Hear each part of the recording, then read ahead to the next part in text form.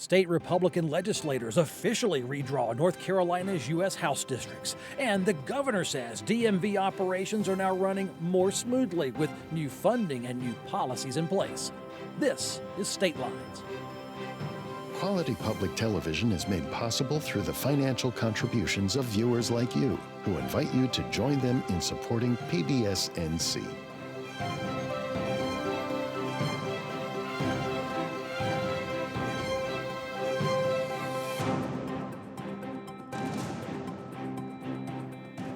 Welcome to State Lines. I'm David Hurst, filling in for Kelly McCullen.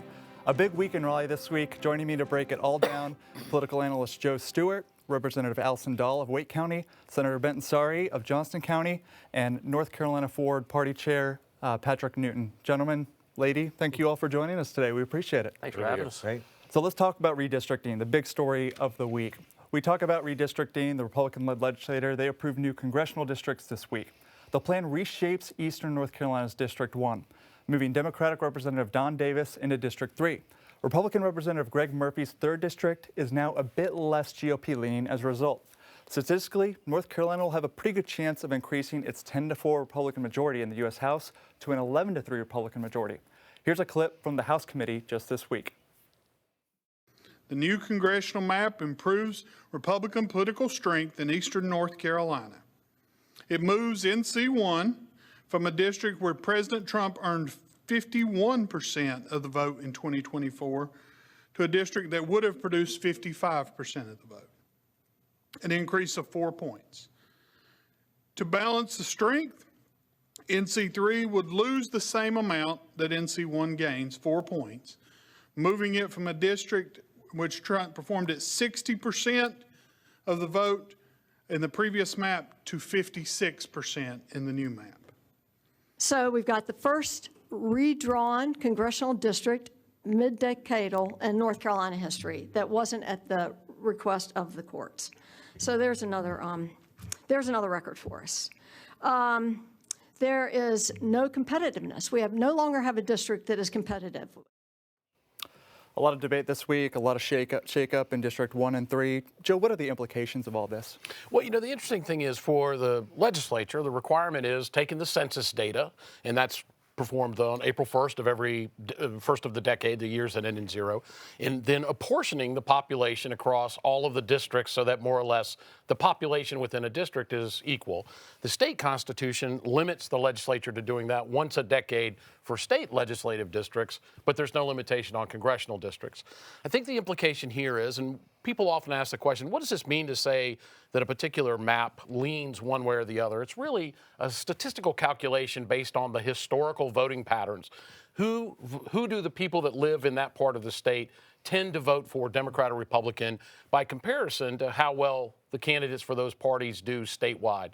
So these districts now reflect, more or less, the fact that people that live in those parts of the state have a tendency to vote for one party's candidates versus the other.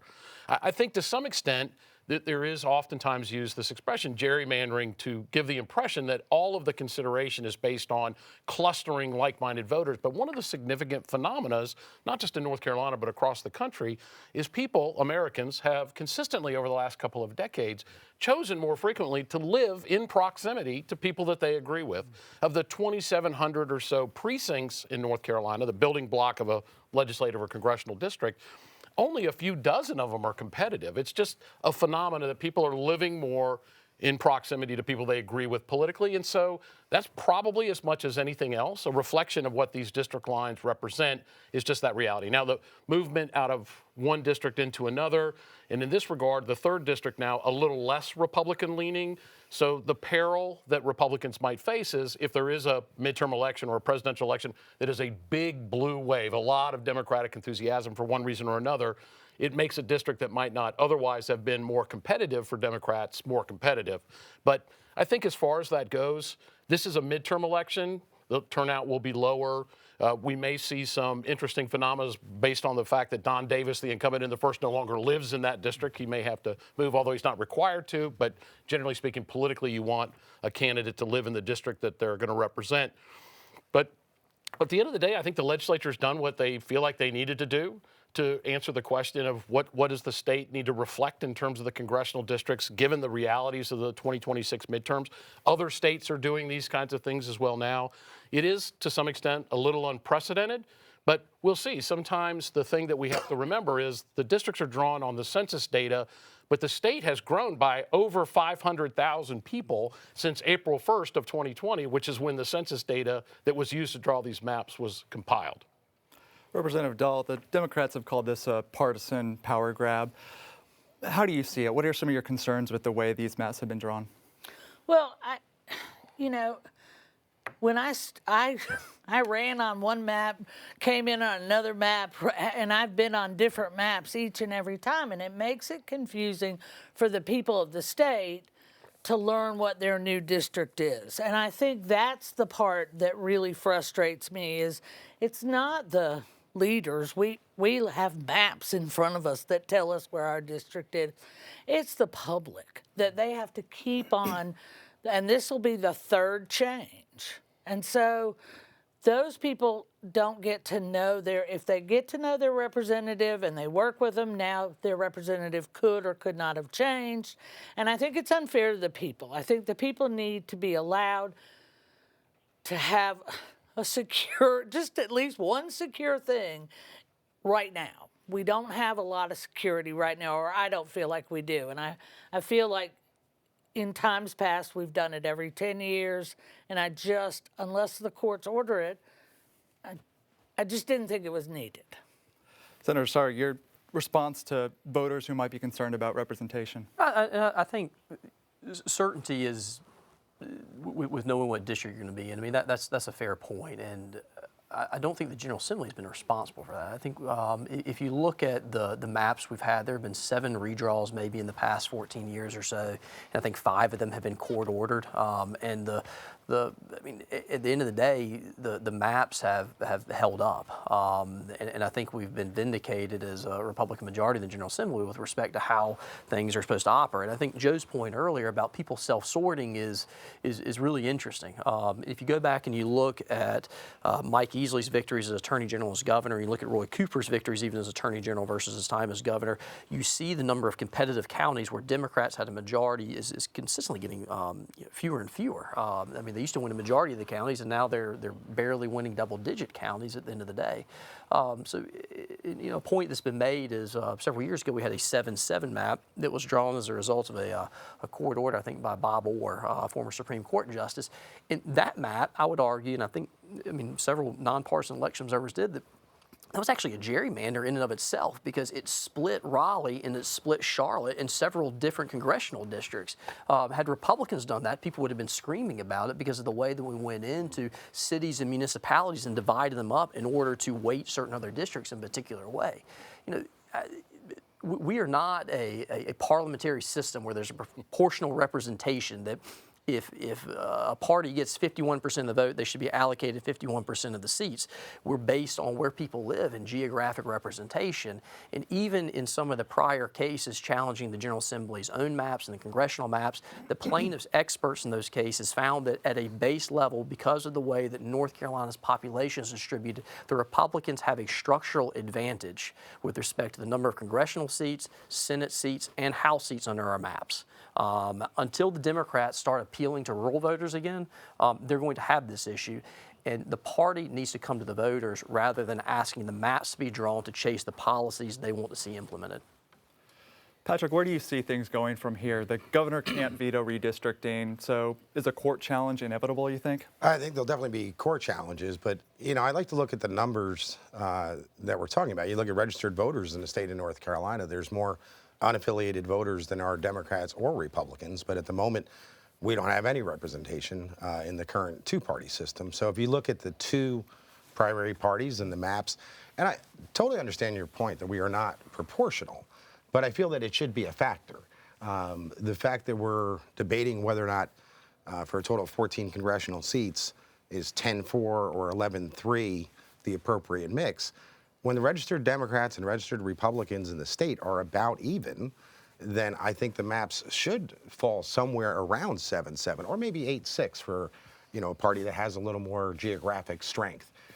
But when it gets to the point where it's 10-4 or now possibly even 11-3, and as was mentioned in the tape that we watched, we don't really have competitive races. And I think that's a bit of a travesty. I think voters, I hear a lot of voters that come to us and say, I feel like my vote doesn't matter. And the sad thing is, with our current political system and the elections, the way we conduct them, they can make a strong argument that that's accurate, that depending on where you live, and there's both sides are disenfranchised, right? The way the maps are drawn, there's Republicans that are trapped in districts where their voice is never going to be heard. It just happens to be more Democrats at this moment in history, but it's a problem for all of us. Can I respond? Just something on the competitive seat piece. So, the top line number that I think people talk about, and you saw Senator Hyde's reference, is President Trump's numbers in those particular districts. If you look down at the stat packs, that's what we call them, you can actually see Michelle Morrow's race and Mo Green's race for Superintendent of Public Instruction, and you see the gubernatorial race. And those actually reflected competitive races. So I think we're doing a disservice to the voters, assuming that they can't take a look at the candidates, take a look at the policies that they're proposing, and assume that they can make a decision. Putting them in a box or a single silo that you are a Republican or you're a Democrat and you're going to vote this way, irrespective of what somebody believes and what quality candidate they are, I think that's an unfortunate thing that's lost in some of this discussion. So, yes, Senator Hyde was very clear on the reasons that this was done at the end of the day, but I don't think that it is going to have the dramatic impact that some people assume that it will. Agreed. I was referring more so to the 14 congressional races, but yeah, we want to see more, just more representation. We want people to have the choices they need to pick elected officials that represent them. So whether that's Republican, Democrat, or other, I think that's what we need to be moving. So, and this is maybe just a rhetorical question out there, but should the maps chase the policy that the parties are pushing, or should the parties go and attempt to appeal to the individual voters in these districts? Because if you look, some of these northeastern North Carolina districts and southeastern North Carolina districts are traditional Democrat strongholds, right? And they have changed over time. They still have significant groups of Democrats that are registered there. They have just moved on from the Democrat Party because some of the policies that they have adopted. So I think that there's a question of which follows the other, right? Do the maps follow the policy, or should the parties go seek out the voters in these particular areas and make them more appealing? I have one question. I thought I was supposed to be the one. I'm sorry. I know, you are. But I thought that part of representation was listening to all the voters in your district. Now, if I'm wrong, let me go back and do something different. Because I value voices that don't agree with me just as much as I value those that agree with me, because I don't want to live in an echo chamber, which is why I spend a lot of time over on the other side of the aisle, because I know this stuff. I know what it's like to sit on the Democratic side. I want to know what, because I do have Republicans in my district. Mm-hmm. And I do have to take that into effect. And I think the party system, I'm running under it. I'm happy with it. I don't want to change it right now. But on the flip side, I don't think we take into consideration what the voters actually want. And with the congressional maps, when we looked through, and this is just going on hearsay, when we looked through what the comments were, there were not very many, yay, team, go, redo our districts. There were a whole lot of, we don't want these districts redrawn. So I think we should have taken more time. I don't think we gave the opportunity to listen to the people of North Carolina and what they wanted. And those voices of the unaffiliated, the unaffiliated is huge. Well, I would say every elected official knows this. There's not Republican trash and Democratic trash. Your constituents want their trash picked up. So there's certainly some functions of government that everybody wants to have provided for them. The truth is, the thing that we should probably be focusing on in North Carolina is restructuring the way that we elect our officials so that good quality people of both parties can comfortably serve their constituents in office, either in the General Assembly or in Congress. Probably we need to look at how the primary system works, because it's very difficult for someone who's well-intended and would be a great member of Congress or a great member of the General Assembly to get through the treacherous, shark-infested waters of party politics that is a primary. The fact that our primary is so far away from our general election is probably problematic. And the fact that there are more parties than Democrat and Republican now, and so general ticket ballots are going to have more names on them. There probably are other things, including the restructuring of the legislative branch, so that we're not asking you to make such a significant sacrifice of your personal time and finances to just serve this very large thing we call the state of North Carolina. $40 billion a year enterprise that you're expected to be on the board of directors for. So the districts notwithstanding, and the phenomena of people clumping together based on ideology notwithstanding, it's probably time for us to do more to make sure good quality people are not discouraged from participating in the process. Well, let's zoom out a little bit, because we'll continue to unpack this, but as you, Joe, alluded to earlier, there are nationwide redistricting trends. And we've seen Democrats say North Carolina Republicans are putting President Trump's agenda ahead of state interests with this redistricting effort. Republicans counter, though, that they're only responding to a national redistricting push. Senator Ralph Heiss was asked whether President Trump personally called North Carolina lawmakers to request this redistricting. I will say that I received no direct communication from the president, from the White House staff, or directives to draw a map. This is something I very much support doing individually and improving the direction of this map. What I have seen is there are social media posts and other things out there that are publicly available of the president recalling on all states, Republican-controlled states across the nation, to undo the challenges we've seen from so many other states, California being the most recent, but New York, New Mexico, Connecticut, Massachusetts, who maximize their maps in order to put Democrats into Congress, and it's necessary for the state of North Carolina to respond. We're doing it, again, to curry favor with the administration, but what we're really doing is consolidating power. So the warning I would give the folks is this: it's all well and good as long as you stay in favor. It's not about the person who's at top. It's about what ultimately helps all of the people we're supposed to be serving. I will give it to you. There's been no pretense that this is doing something to make things better for North Carolinians. Patrick, let's continue that conversation. We're seeing nationwide redistricting efforts. It's not just North Carolina, Texas, California, the list goes on. Is this the new normal for American politics? Let's hope not. I think there was a book, Everything You Need to Know You Learn in Kindergarten or something to that extent. You know, two wrongs don't make a right. I've heard the argument that, well, it's okay if North Carolina does it because California did it. And California says, well, we're doing it because Texas did it. The bottom line is, if it's, you know, not appropriate for the citizens, I don't think any of us should be doing it. So you mentioned several of the court cases that we've had, and Supreme Court Justice Orr and Morgan, and I've spoken to both of them on this topic. And I believe in one of those cases, Justice Morgan specifically asked, do the citizens of North Carolina have a constitutional right to fair elections? And honestly, I don't know, I don't feel like the court has clearly answered that. And I don't mean to dump that on the General Assembly, but I think that's a really important fundamental question that we all need to be on the same page. Frankly, I don't fault the Republicans of North Carolina for drawing maps, you know, with political motivation any more or less than I do Democrats in Illinois. This has been deemed as being legal. So in any competition, politics or otherwise, right? You play sports. If it's legal, right, you're going to go ahead and do it to advance your team and try to win the game. So I don't fault anyone for that. I think the question is should it be legal, right? Can we say to the courts, whether North Carolina or in D.C., you know, can we get a decision to say that drawing maps for political gain is something that shouldn't be tolerated? And I don't care what state it's in. I think it's unfair. And I think you could argue it's a violation of the voting rights of the citizens. When, you know, 80% of our elections are either uncontested in many cases because of the way the maps are drawn or deemed uncompetitive.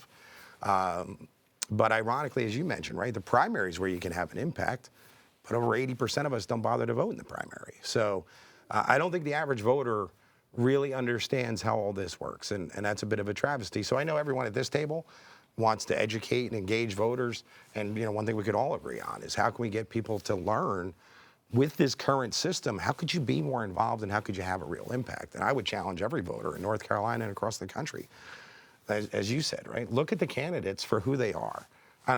I honestly don't care about party, right? But if you think this person represents you best, then go vote for them. But get involved in the primary, because often, once the primary closes, everybody in the room knows who's going to win the general election. And it's back to, does my vote really have an impact? Am I wasting my vote? And I think we need to change that. I mean, So I represent Johnston County. Johnston County is, looking at the top level presidential results, is a 60-40 county, right? So a lot of the primary does determine what happens in our county. It's incumbent on Representative Dahle and I to go out there and really educate the voters about what the process looks like, why we think that we're the best candidates, and I mean it's difficult and challenging, and it's an interesting lesson in civics, but.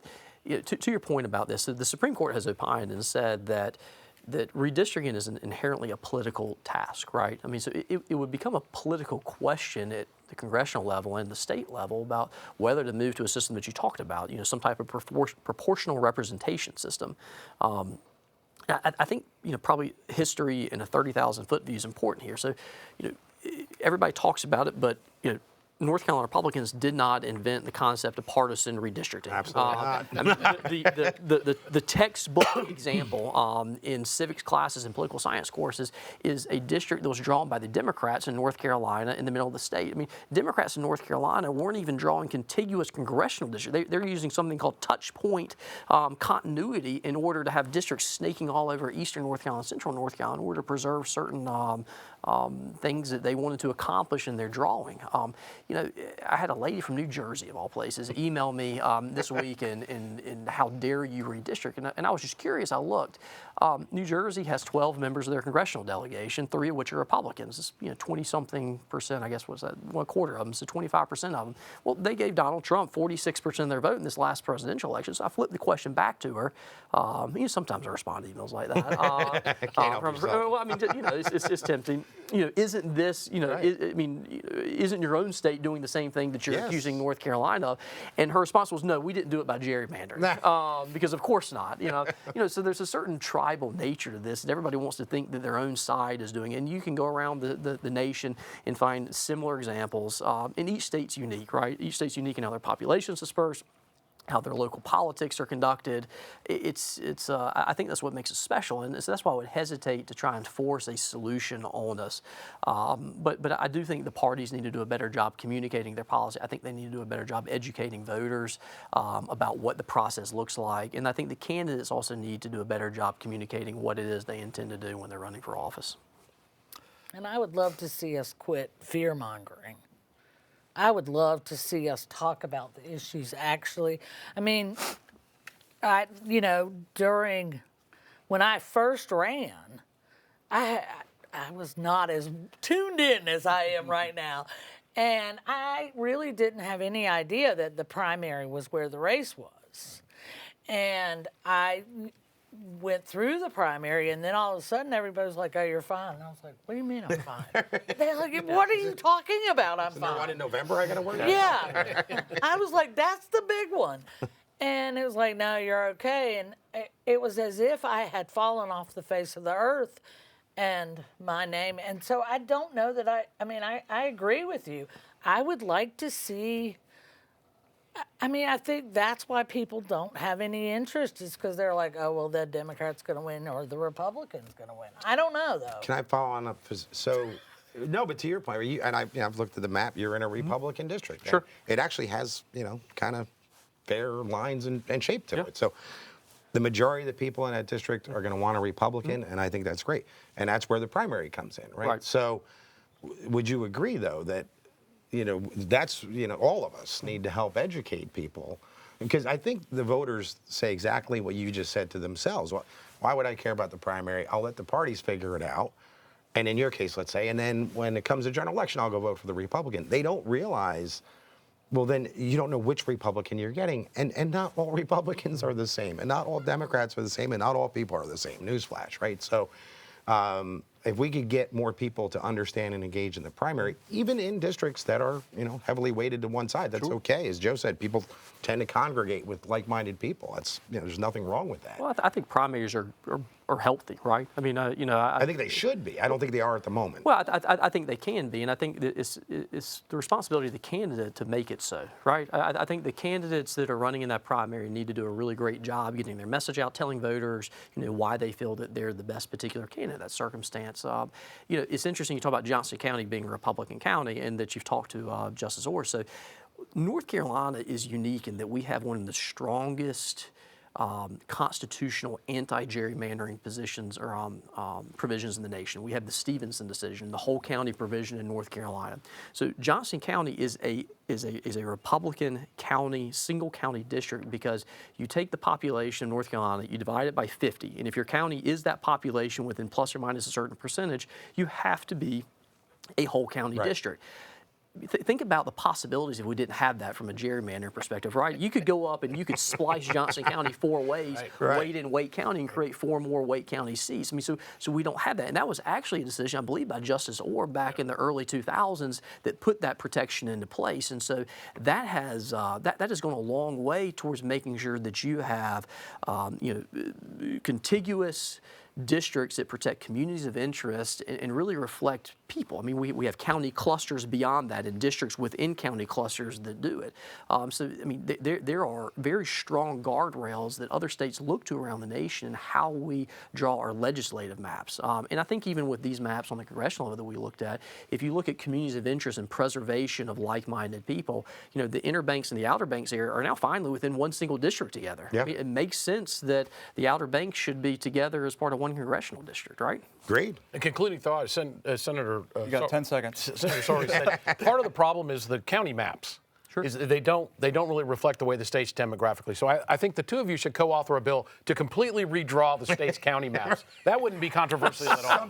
Something less than 100, if you don't mind. We'll look forward to it. Thank you for watching. We'll see you next time. Quality public television is made possible through the financial contributions of viewers like you, who invite you to join them in supporting PBS NC.